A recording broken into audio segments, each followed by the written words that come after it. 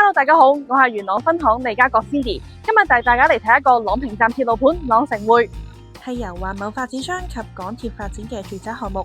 朗城匯總共有4座物業，合共720個住宅單位。2020年入伙，屬於5年樓齡嘅半新樓。交通便利，港鐵 C 出口連接住宅平台，步行4分鐘仲可以到大橋街市。一站到元朗 YOHO，110萬尺大型商場，當中逾300間店鋪，可謂衣食住行樣樣俱全。經過2樓會所平台，我哋即刻到單位嚟睇下。嚟到實用面積479尺極高層嘅單位，屬於兩房緊廚間隔，客飯廳一體方方正正，非常之好擺梳化、電視等家私。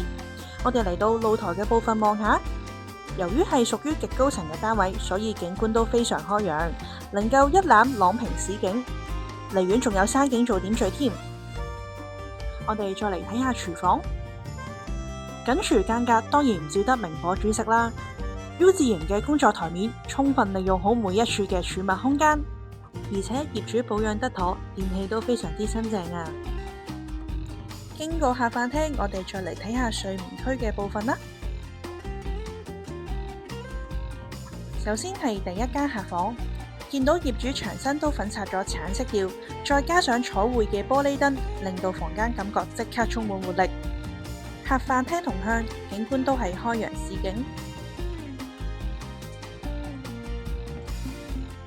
洗手間做咗3段式嘅乾濕分離，而且空間感都十足啊！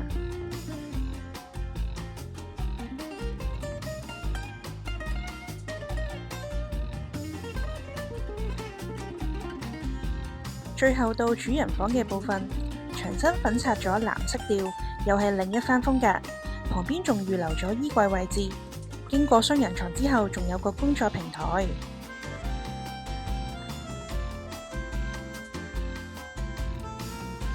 如果有興趣參觀呢個單位，記得揾我利嘉閣 Cindy 啦，我哋下集再見，拜拜。